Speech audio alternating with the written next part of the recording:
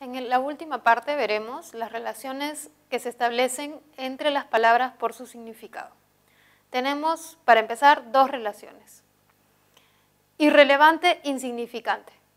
Estas dos palabras se podrían utilizar en un contexto como el siguiente. Ese argumento fue irrelevante, o sea, no te ayudó mucho. O ese argumento fue insignificante, no debiste utilizarlo, no te ayudó mucho.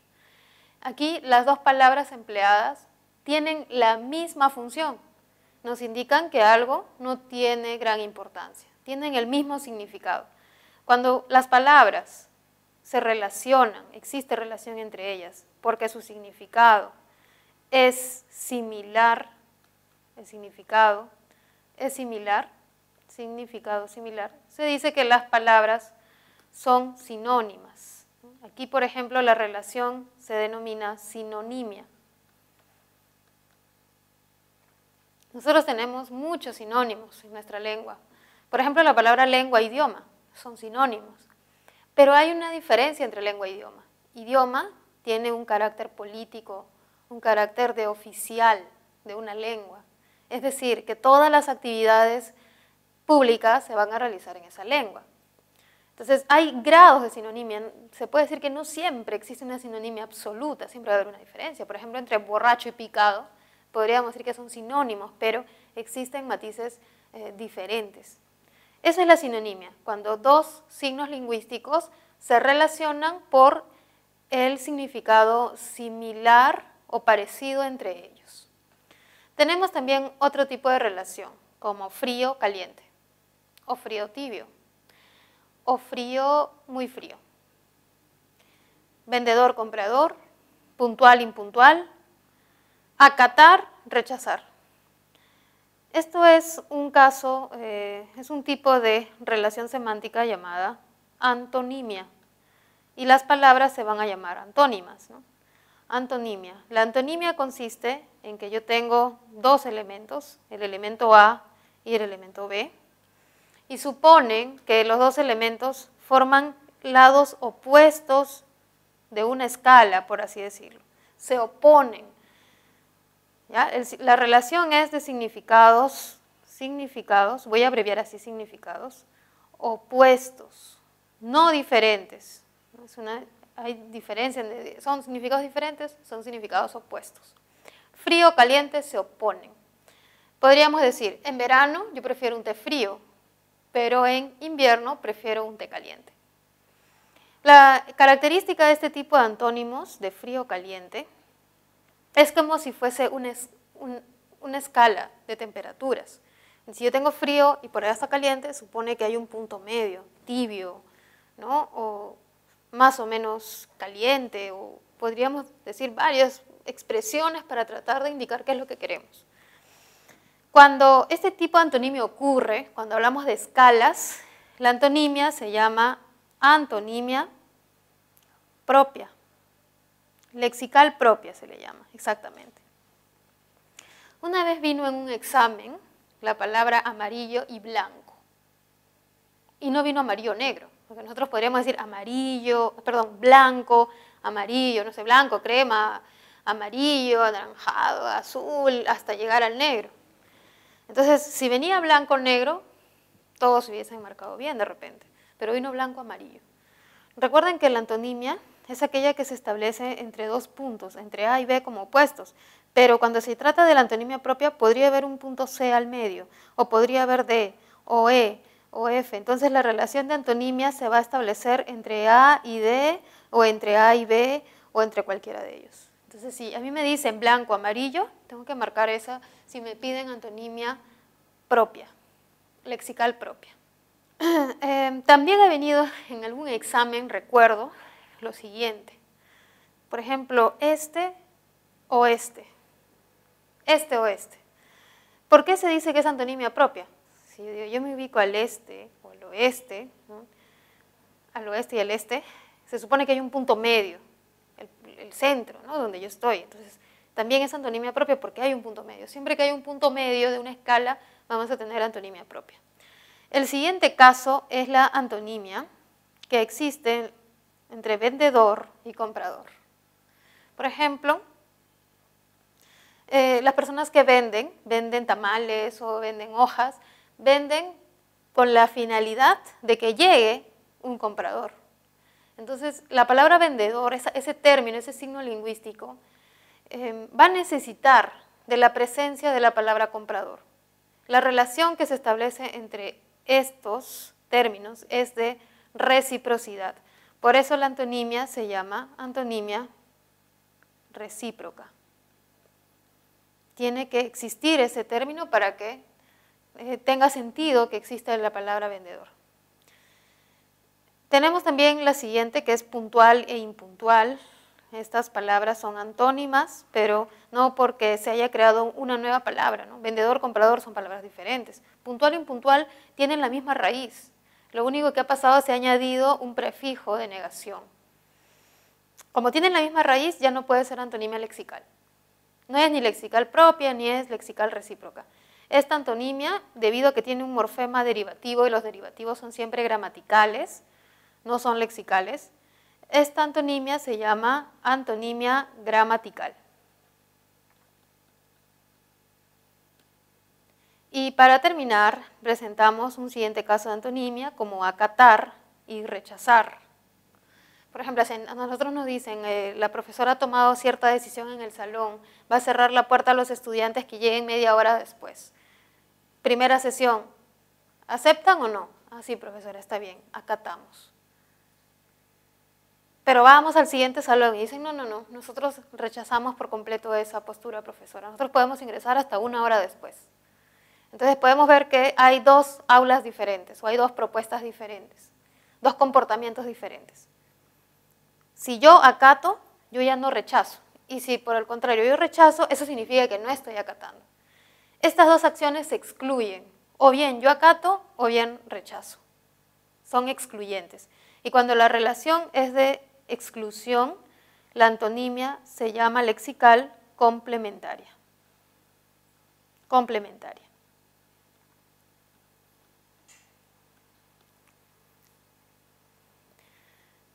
Ahora continuaremos con la siguiente relación semántica. Vamos a pasar a la relación de polisemia. Polisemia. Y la vamos a relacionar con la homonimia. La homonimia. Ya.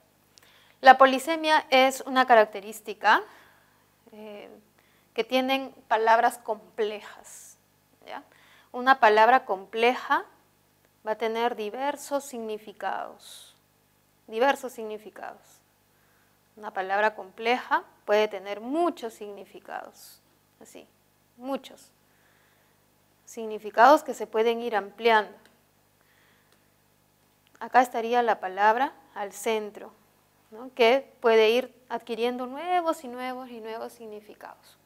Por ejemplo, la palabra raíz. La palabra raíz tiene un significado que es básico, pero puede indicar muchas veces, por ejemplo, la raíz y referirse a una planta, a la planta. Puede también indicar raíz y referirse a un número, cuando decimos raíz cuadrada. Puede referirse a la raíz de un problema psicológico. Puede referirse a raíz como una parte de la palabra. La palabra raíz es una sola, todas ellas son solo una, esta palabra raíz. Pero tiene diversos sentidos, 1, 2, 3, 4, varios sentidos. Estos sentidos son los diversos sentidos de una palabra polisémica. Todas tienen algo en común. La raíz de la planta es la parte que no vemos de la planta, pero es la que absorbe los nutrientes de una planta, es la más importante. Cuando decimos la raíz cúbica, la raíz cuadrada de un número, también tiene que ver con el origen, lo que no se ve, con lo profundo, lo importante. La raíz de los problemas, ya encontré la raíz de tu problema, es la timidez o la falta de confianza, ¿no? O sea, el origen de todo esto, ¿no? De repente de por qué te pones roja o por qué te sonrojas o te avergüenzas. O la raíz de las palabras, que son aquellas piezas o morfemas que me permiten crear nuevas palabras. podemos ver que la palabra raíz tiene algo en común. Siempre se habla de profundidad, de lo que está escondido y lo más importante. Estas son palabras polisémicas, tienen un solo significado. Podemos ver el caso de la palabra pico, ¿no? Pico también tiene varios sentidos. Por ejemplo, dame un piquito, ¿no? Así, por ejemplo, que los labios adopten una forma de punta. O de repente el pico como herramienta, que también tiene forma de punta. O el pico del ave, que también tiene forma de punta. Estos tres casos nos van a decir que en la cabeza de todos nosotros está la forma de punta asociada a pico, y ese sería su significado. ¿Cuáles son los sentidos? Son aquellos usos de acuerdo a cada contexto específico, situación específica. La palabra agarrar, por ejemplo, puede tener hasta 30 sentidos, ¿no? Cuando decimos agarró su celular, escogió su celular, agarré el argumento, o sea, entendí el argumento, capté el argumento, los agarraron robando, o sea, los sorprendieron robando. También podemos decir, le agarré cólera, o sea, sentí cólera. Podemos ver que esa palabra agarrar tiene diversos significados, son muchos. Entonces son palabras que son complejas. Y lo que dice la teoría semántica actual es que la mayoría de palabras son polisémicas. Le podemos encontrar muchos significados en diversos contextos. Sin embargo, hay una diferencia con las palabras homónimas. Para empezar, las palabras homónimas son dos palabras, ¿ya? Palabra 1 y palabra 2, que por cuestiones de la historia de la lengua han coincidido en su manera de pronunciarse. En la polisemia es una sola palabra, con diversos sentidos, pero en la homonimia son dos palabras que han coincidido en su significante, en la manera de pronunciarse. Por ejemplo, tenemos la palabra llama, que significa auquénido, que viene del quechua, ¿no? Y tenemos llama, que proviene de flama, que es del castellano. Entonces, el primer llama del quechua, que se habla aquí en nuestro territorio, y flama, que viene del latín y que ha venido, ¿no es cierto?, por historia del español, llegó aquí, los hablantes ahora en su cabeza imaginan solo una palabra llama, ¿no? O sea, pronuncian de una sola forma las dos palabras. Se trata de dos palabras que se escriben igual y que incluso se pronuncian igual, pero que tienen significados diferentes, ¿no? Entonces, no hay ningún motivo por el que yo piense que llama y llama tienen el mismo significado o algo parecido, ¿no? Una llama como un auquénido, que voy a representar así, ¿no? Como un auquénido, y la llama del fuego, pues no va a haber ningún parecido. En cambio, en la raíz de las plantas y la raíz de un problema es la base, el origen, lo más importante, hay algo en común. Pero en el caso de las homónimas no hay nada en común. No hay nada que yo pueda establecer y decir se trata del mismo significado. Ese es el primer criterio. Sus significados, sus significados no son similares. No son similares. Mientras que en la polisemia sí son similares. La homonimia se puede clasificar en dos tipos. La homonimia puede ser una homonimia parcial y además podemos tener una homonimia absoluta. La homonimia parcial es cuando tenemos dos palabras que coinciden en sus significantes, pero no en su categoría. Por ejemplo, tenemos el sobre está en mi cuarto. Ese sobre es un objeto. El sobre está en mi cuarto. Es un sustantivo. Pero cuando tenemos él dejó la bolsa sobre la mesa, ese sobre ya no es un sustantivo, sino indica lugar, dónde está esa bolsa, ¿no? Entonces, como indica lugar, es una preposición de lugar.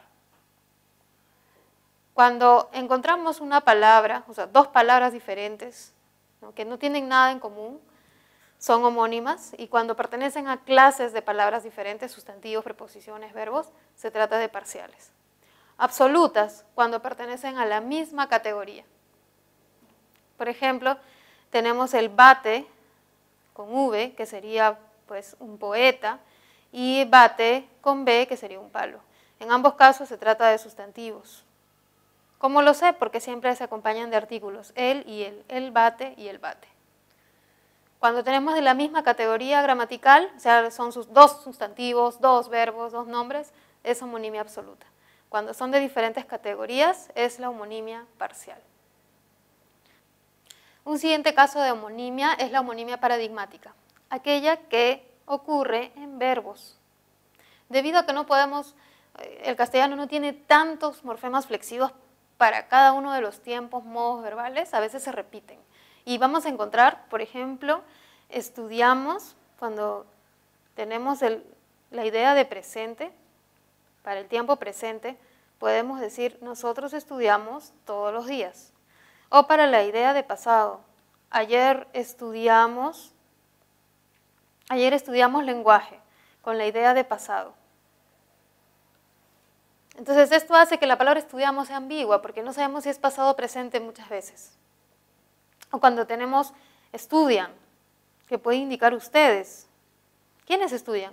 Ustedes. O podría indicar no solamente ustedes, sino ellos. O en su caso, ellas. Ellas estudian o ustedes estudian. Cuando hay esta ambigüedad, no se sabe a cuál de los accidentes pertenecen, se llama homonimia paradigmática. El siguiente tipo de relación semántica es la hiperonimia, en la cual ciertas palabras comparten la idea de ser muy genéricas. Por ejemplo, asiento es una palabra genérica. Puede involucrar palabras como silla, como banco, como banca. Flor también es genérica porque puede involucrar rosa, puede involucrar clavel, margarita, etc. Fruta también es una palabra genérica porque puede también involucrar otras palabras, ¿no? Es una clase, ¿no? Como pera, como arándanos y como muchas, ¿no? Otras palabras más. Pero, por ejemplo, aquí no podría estar bota. Bota no sería un hiperónimo, ¿no? Porque no representa una clase de objetos, pero fruta, flor, asiento, curso, de repente curso de lenguaje, sí. Esa es la hiperonimia, y a estas palabras se les va a llamar hiperónimos. Hiponimia. La relación es cuando tenemos más bien las palabras específicas, ¿no? Silla es un hipónimo, rosa es un hipónimo, pero asiento no es un hipónimo porque no tiene un hiperónimo, ¿no? ¿Ya? Entonces, silla, rosa, arándano son hipónimos. La cohiponimia es la relación que se establece entre los elementos de una misma clase, ¿no? Dentro de una clase, por ejemplo, tendríamos silla como con su cohipónimo banco, con sillón, con banca, ¿no? Podríamos ver que todos ellos son cohipónimos porque mantienen la misma relación en tener un mismo hiperónimo.